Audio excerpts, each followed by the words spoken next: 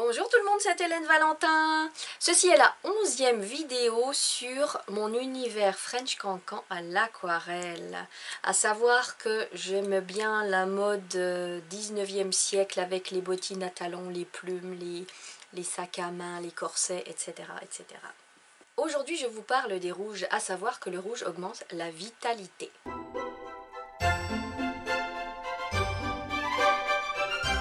Le costume du French Cancan est lié à l'histoire même de cette danse, mais aussi à ses contraintes, acrobatie, souplesse, provocation.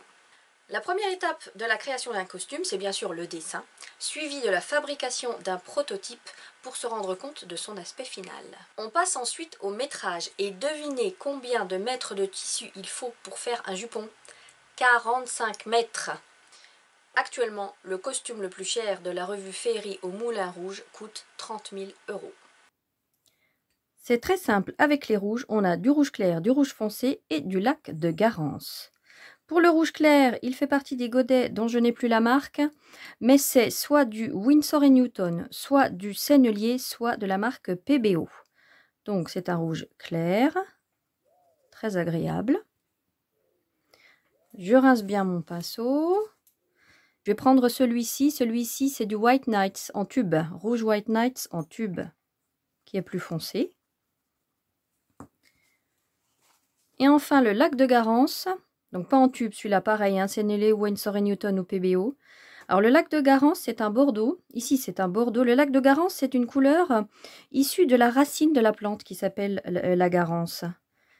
Voilà, ici c'est un bordeaux et la Garance peut donner des couleurs allant du rose pâle au rouge foncé. Voilà, avec ces trois couleurs là. Maintenant on va faire comme dans les autres vidéos. Hop, une petite démonstration en les éclaircissant. Pour ceux qui arrivent par hasard sur cette vidéo, je rappelle que vous pouvez commencer par la démonstration avec les verts. Allez, éclaircissement avec du blanc qui est là. Ce blanc-là, c'est pareil, c'est du blanc en tube. Et c'est du blanc de titane de chez Sennelier numéro 116. Donc, un peu de blanc. Voilà, on arrive presque sur du rose, hein, vous voyez ? Je rappelle que quand on éclaircit les couleurs avec du blanc, ça les rend plus laiteuses. Voilà. Donc ça, c'est le rouge de chez White Nights. Et pour le lac de Garance, voilà. Maintenant, on va les foncer avec du gris de Pain. Donc, je mets du gris dans ma palette. Allez, je vais chercher directement mon rouge clair. Voilà, on passe sur du marron là, hein, carrément. Le White Nights. Là, on est plus sur du violet foncé, fuchsia même. Fuchsia foncé. Et le lac de Garance. Sur du violet. C'est joli comme tout. Allez, on va faire des petites démonstrations sur nos bulles. La lumière vient toujours de la droite, hein. Je mouille ma séquence. Je commence avec mon rouge clair.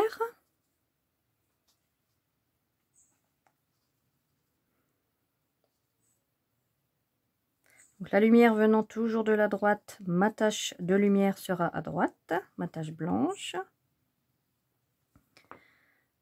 Du rouge White Nights, vous voyez la différence d'intensité, hein. Un petit liseré à droite, je referme.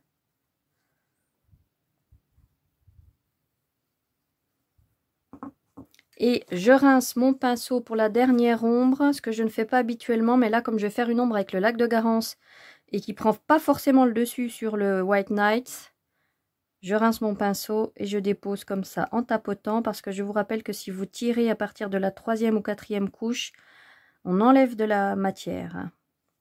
Et en tapotant, vous libérez les pigments qui sont au centre des poils. Voilà, vous voyez, le lac de Garance n'est pas très intense, il prend pas trop le dessus par rapport au rouge White Nights. Maintenant, on va faire un essai avec le jaune, du jaune en première couleur. Donc, on va avoir une bulle plus claire, plus lumineuse. Vous savez que moi, j'aime utiliser beaucoup les jaunes dans mes couleurs. C'est une couleur chaude dans mes illustrations. C'est une couleur chaude qui donne beaucoup de lumière aux illustrations. Mon rouge. Donc ça, c'est mon rouge clair, hein. Mon rouge White Nights.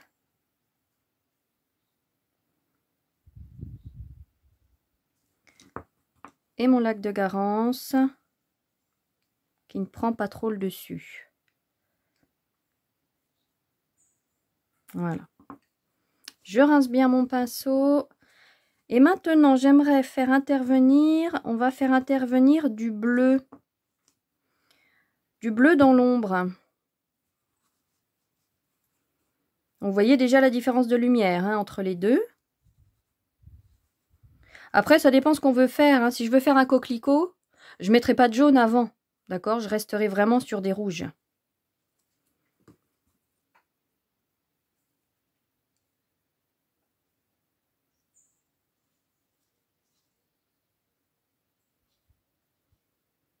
Allez, mon jaune. Là, je vais directement passer au rouge intense White Night. Je ne vais pas passer par le rouge clair.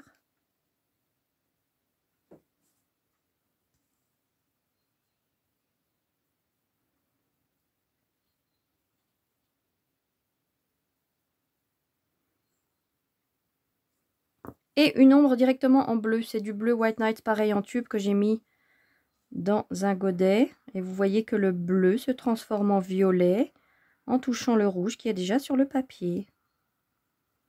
Ça, c'est sympa. Si on veut une ombre irrégulière, on tire la couleur comme ça. Et si on veut rajouter un contraste sur la gauche, on tapote.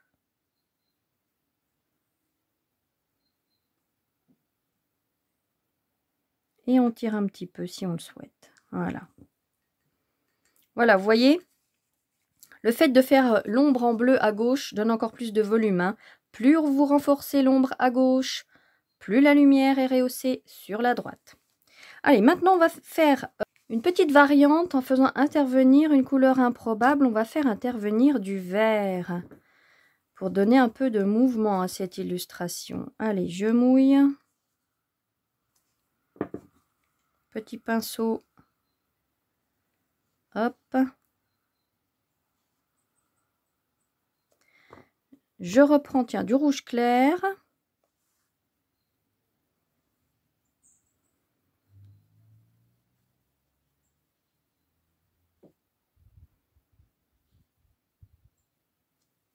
Je rince mon pinceau. Et là, je vais aller chercher du vert foncé. Pareil, White Nights en tube que j'ai mis dans ce godet.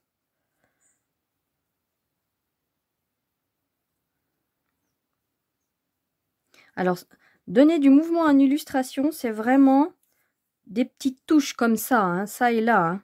On est presque dans le pointillisme, là, vous voyez.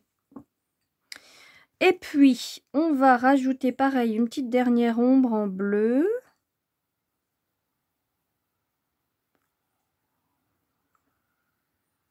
Bon, je trouve que c'est pas une bulle rouge. Moi, je voulais du rouge à la base. C'est pas flagrant. Donc, je repars sur mon White Nights intense. J'en rajoute un peu.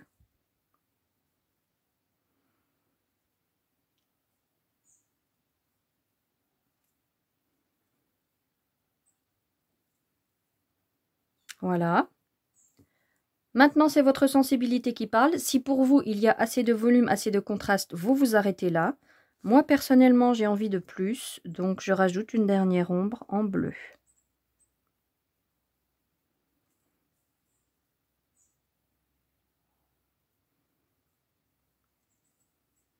Voilà. Donc, vous voyez les différentes variantes que l'on peut avoir avec une base de rouge. En l'occurrence, de rouge, rouge clair, rouge foncé. Et après, vous pouvez jouer avec les couleurs. Afin de travailler concrètement sur ce qu'on vient de voir, je vous invite à faire un bouton de rose. Alors vous pouvez découper une feuille de 10 par 15, c'est un format carte postale, une feuille de papier aquarelle, hein, toujours. Et on va d'abord prendre 2 repères pour tracer ce bouton de rose. Le premier point se trouve à 7 cm de la gauche et à 2 cm et demi du haut. Donc 2 cm et demi. Voilà, donc notre point est là. Ce dont on n'a pas besoin, on efface. Et le deuxième point va se trouver beaucoup plus bas, à 3 cm et demi du bord gauche et à 10 cm du dessus. Voilà, notre deuxième point est là. Entre ces 2 points, vous allez tout simplement tracer un ballon de rugby. Bien bombé. Voilà.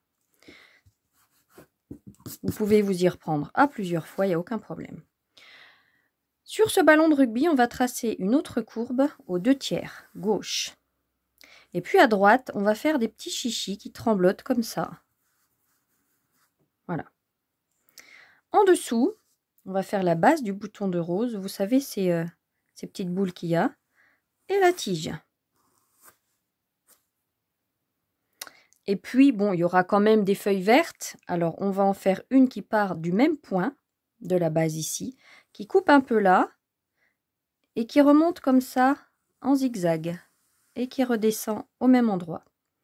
Et puis l'autre, on va la faire qui va s'ouvrir un peu plus. Elle part du même point. Elle part comme ça. Voilà, que des zigzags, hein. Et puis, on peut faire un petit bout qui dépasse là derrière. Pareil. Comme une petite flamme. On repasse l'ensemble à l'encre indélébile, crayon sépia ou noir, comme vous le souhaitez. Je repars du dessus. Mes 3 courbes. Alors attention, on ne se trompe pas, on trace bien. Vous voyez, si vous ne repassez pas exactement sur le crayon de papier, ce n'est pas grave.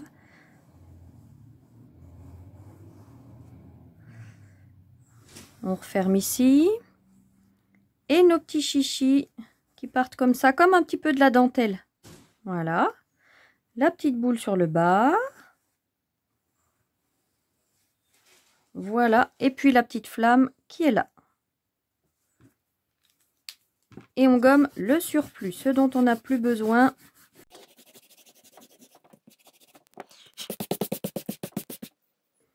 Je vous invite maintenant à préparer vos couleurs.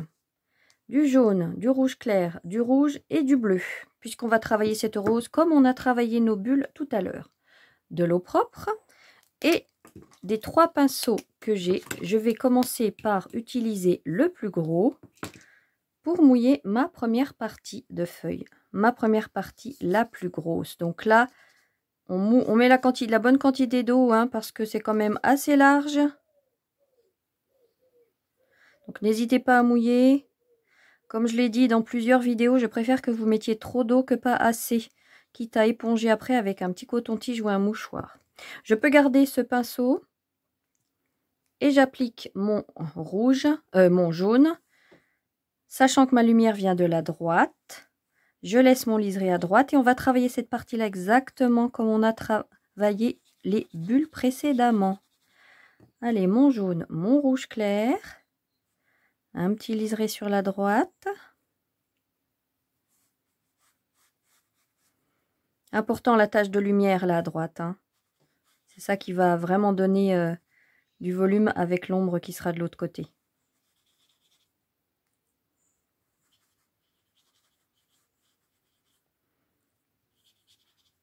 Mon rouge foncé White Nights. Vous voyez un peu la différence d'intensité? Là, c'est vraiment flagrant. Alors, ce rouge foncé, on en profite pour faire des petites touches ici. Comme ça. Et une ombre sur la base avec du bleu White Nights, pareil. Qui se transforme en violet, bien sûr.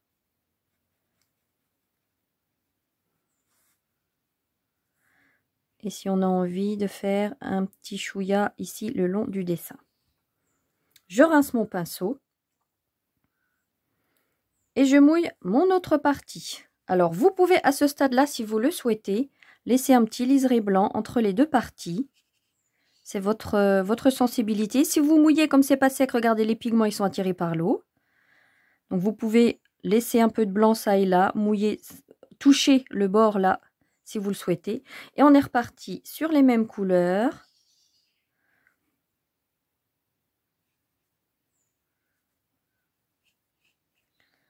Néanmoins, cette fois, c'est pas le rouge clair qui va primer, ça va être le rouge foncé puisque ma lumière venant de la droite et qu'ici on est à gauche, on va travailler les couleurs plus foncées. Donc j'ai toujours mon pinceau le plus gros, hein.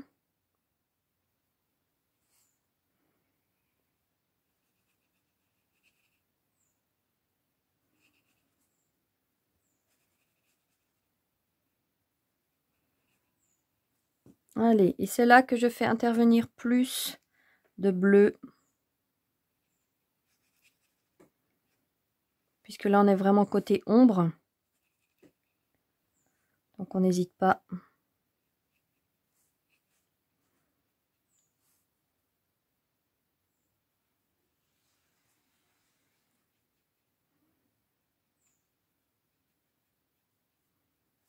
Voilà.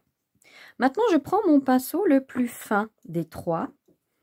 Et là, je vais appliquer sur mes petits bords en dentelle le rouge le plus clair. Sans mouiller au préalable. C'est pas la peine parce que c'est vraiment pas large.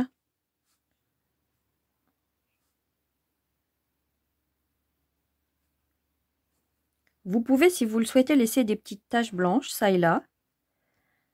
Ça peut donner un petit mouvement sympathique.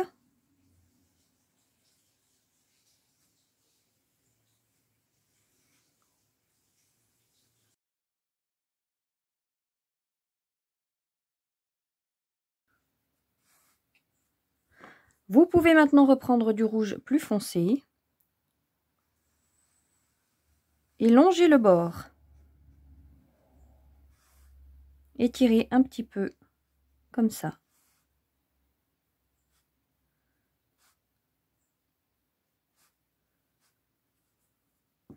Et si vous avez envie de pousser le contraste encore plus loin, pareil, un tout petit liseré avec le bleu.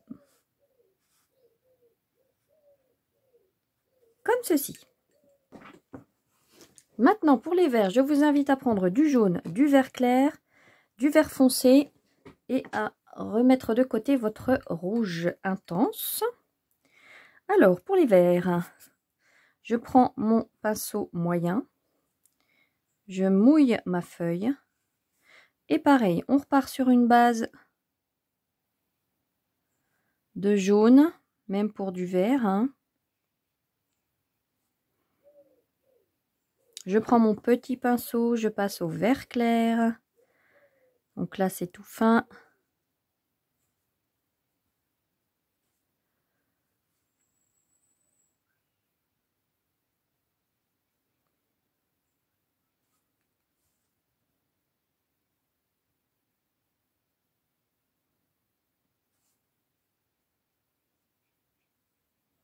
Mon vert foncé White Nights que j'applique sur la gauche. N'oubliez pas que la lumière vient de la droite et que c'est valable aussi pour les feuilles.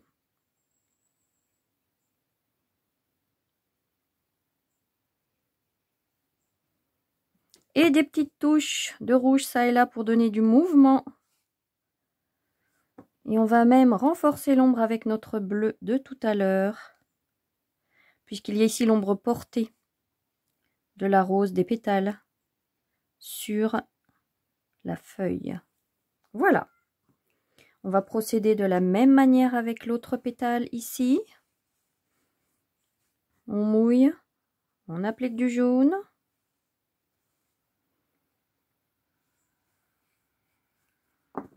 Petit pinceau vert clair. Il n'est pas très clair parce que j'ai pas rincé mon pinceau. Donc je le rince, je vais en chercher. Donc là, voilà, là c'est du vert clair. Si vous dépassez, c'est pas grave.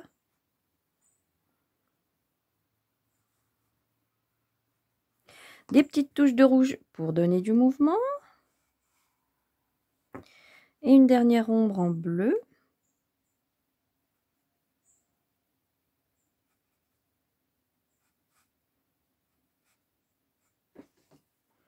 Alors là, je trouve que c'est pas très bien dilué, là. Je rince mon pinceau, je le sèche un petit peu et puis je vais étaler tout ça. Voilà, ça c'est mieux. La petite pointe qui est ici, on va la travailler à sec directement avec du jaune.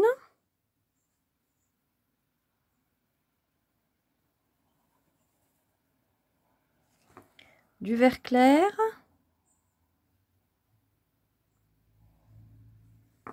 Petite pointe de rouge, mais alors vraiment chouïa, hein, des petits bouts. Et du marron foncé.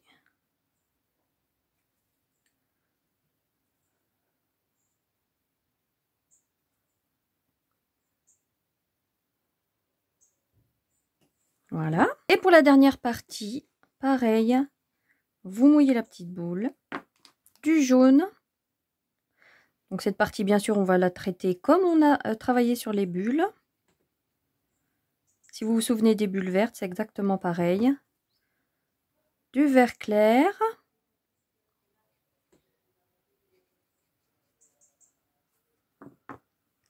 Un petit chouïa de rouge. Du vert foncé.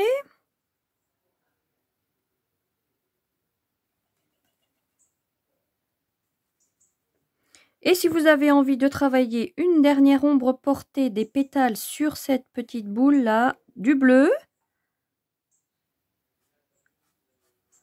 Et voilà. Votre rose est terminée. Voilà, j'espère que cette démonstration vous a été utile. Dans la prochaine vidéo, je vous parle des tons mauve, rose et violet. Et pour le petit mot du jour, non seulement l'aquarelle amène de la couleur dans vos vies, mais en plus vous allez vous rendre compte qu'elle vous détend et vous fait voyager. Je vous embrasse très fort!